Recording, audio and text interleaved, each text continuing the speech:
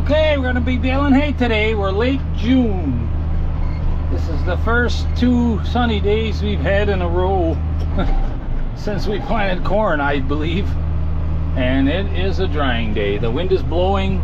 We got 12 acres of hay cut total, and it's very, very heavy. You know, long grass, orchard grass, stuff that should have been made about 3 weeks ago, but it wasn't going to happen with the weather. So here we are. Cut it yesterday, thinking maybe it wasn't going to be quite fit today, but it's looking pretty good. Tedded about 4 acres of it this morning, just so we could get a jump on this whole thing, because it's going to be an awful lot of yield here.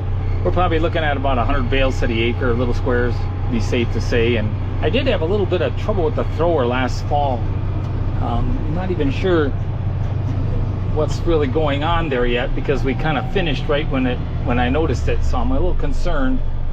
I want to be able to make sure that's going good before we get the whole thing going here.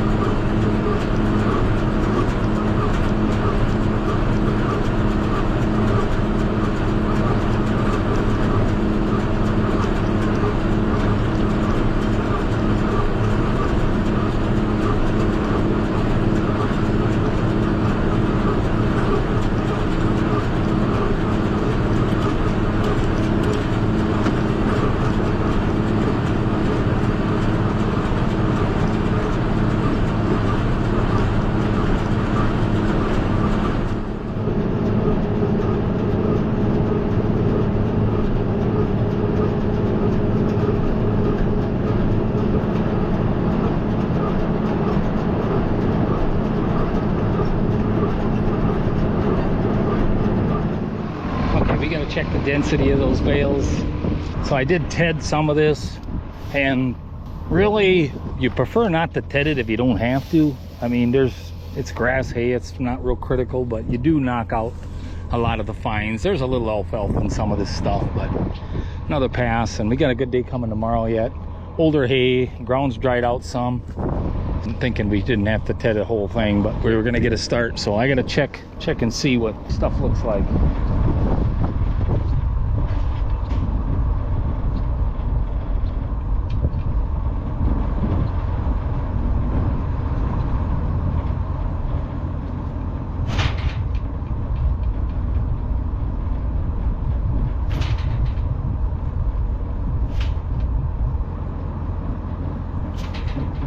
Not too bad. You can tell some of them are just a little damp yet. Older hay like this though, it will cure. I can just feel it in the bales. What happened was the windrow I'm taking is the first one that I raked over that didn't get tedded. These from here to where we raked is all tedded, and you can really tell the difference.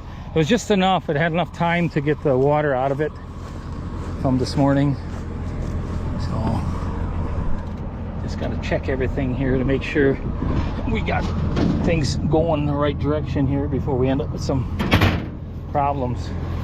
So far so good, so I'm just gonna put you guys somewhere where you can see what's going on. Maybe there would be a good spot. Just hold on.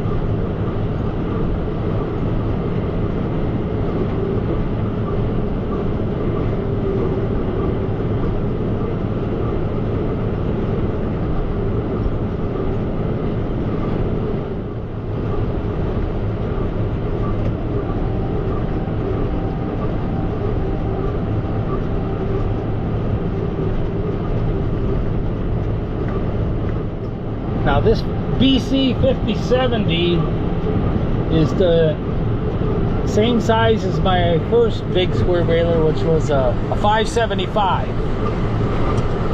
That was a good baler, and just about all the components are very identical to that one, to this one. I don't know why they didn't call it the BC 575, because it's kind of confusing the way they run their numbers, but got Mason here. He's parked in my way. When I drive around him, then I got a short windrow to come and get again. Just trying to stay efficient. Yeah, so today we're just gonna maybe do like 3 loads. I think if we tedded it all, it'd all be fit, but we got a day tomorrow that we know about, so for efficiency purposes, it'd be better to do some tomorrow.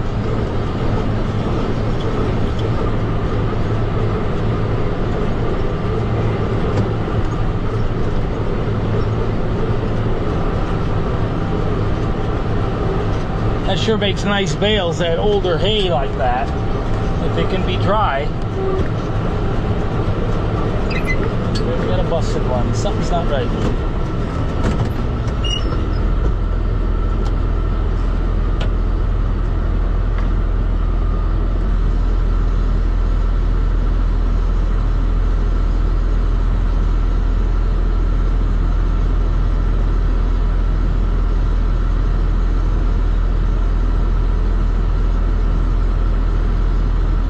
Okay, checked it out. The other ones are tied. I don't know what happened there. The twine from it, sometimes you find the twine, it gives you a clue what's going on. Could be just a fluke. It didn't switch balls. Sometimes if it switches balls, it might, the knot that I put in between the balls might let go. And then before you know it, you got 4 or 5 broken ones if you just don't stop and check. I mean, everything's brand new, it's still breaking in yet, but keep an eye on it. I mean, we got the other little square baler, which you got to move a little slower, and it isn't perfect. It'll throw a broken one out, maybe one or load or something like that. But that ain't bad. Yeah, I think it switched balls there. I see now the twine laying there. We went from blue twine to orange, back to orange twine. Oh, happy to see that. It's just my knot, not the baler. You know, it always helps to know why things are like they are. So we're gonna go by Mason. He's gonna take this home, start unloading, because he wants to be done at a good hour tonight. So can't complain about that. The kind of hay that's gonna be nice to unload. It's gonna stack nice. One thing about that late first crop, you can make it dry if you got the weather. It's an easy thing to do. So this hay's only been cut a little over a day, and it's very windy though. It's very nice out here, and this is usually a pretty good field for getting good drying on too, because it's kind of open in the valley here where the wind hits it, and actually the wind was pushing the windrows around as we're raking. We got a good drying day.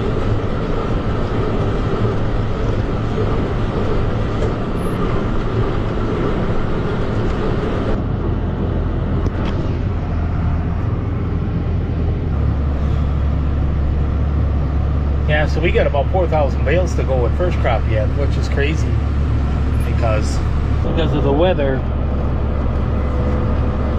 We hope we can get it done before second crop starts on the first stuff.